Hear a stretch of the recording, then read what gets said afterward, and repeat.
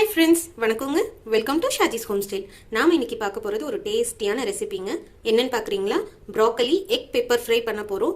ரொம்ப டேஸ்டா இருக்கும், ரொம்ப ஹெல்த்தியும் கூட. வாங்க அதுக்கு தேவையான பொருள் என்னென்னு பார்த்துடலாம். நான் ப்ரோக்கலி ஒரு பெரிய பூ வாங்கி வச்சிருக்கேங்க. அதோட தண்டு கட் பண்ணி வச்சிருக்கேன் இந்த மாதிரி பொடி பொடியா.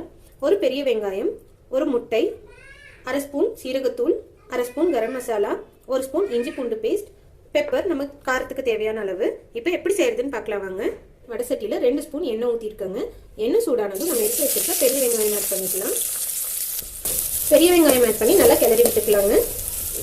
வெங்காயம் வதங்கிட்டு இருக்கும் போதே எனக்கு காரம் பிடிக்குங்கிறனால ஒரு பச்சை மிளகா கீழே ஆட் பண்ணிக்கிட்டேங்க. இது ஆப்ஷனல் தான், நீங்கள் பச்சை மிளகா வேணும்னா ஆட் பண்ணிக்கலாம், இல்லைன்னா பெப்பர் பவுடரே போதும். இப்போ நமக்கு தேவையான அளவு உப்பு ஆட் பண்ணிக்கலாங்க. நல்லா மிக்ஸ் பண்ணி விட்டுக்கலாம்.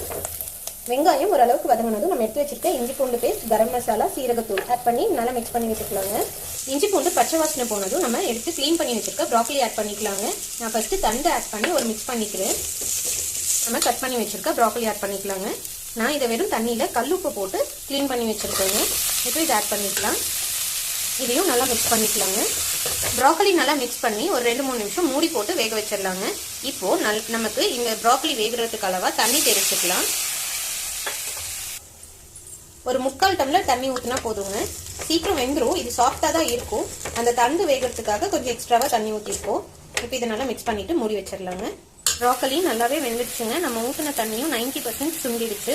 இப்போ கொஞ்சம் தண்ணி இருக்குது. நான் சென்டரில் கொஞ்சம் ஸ்பேஸ் பண்ணிவிட்டு அதில் நம்ம எடுத்து வச்சுருக்க முட்டையை ஊற்றுறேங்க. மீடியம் ஹீட்டில் வச்சு இதை நல்லா மிக்ஸ் பண்ணி விட்டுறலாங்க. நல்லா மிக்ஸ் பண்ணி விட்டுட்டோங்க. எல்லா பக்கமும் கோட் ஆயிடுச்சு.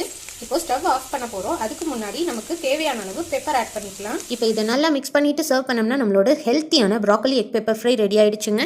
சூப்பராக இருக்கும். செஞ்சு பாருங்கள். செஞ்சு பார்த்துட்டு எப்படி இருந்ததுன்னு எனக்கு கமெண்ட்ஸில் சொல்லுங்கள். இந்த வீடியோ உங்களுக்கு பிடிச்சிருந்ததுன்னா லைக் பண்ணுங்கள், ஷேர் பண்ணுங்கள். மறக்காமல் ஷாஜிஸ் ஹோம் ஸ்டைல் சேனலை சப்ஸ்கிரைப் பண்ணிக்கோங்க. தேங்க்யூ.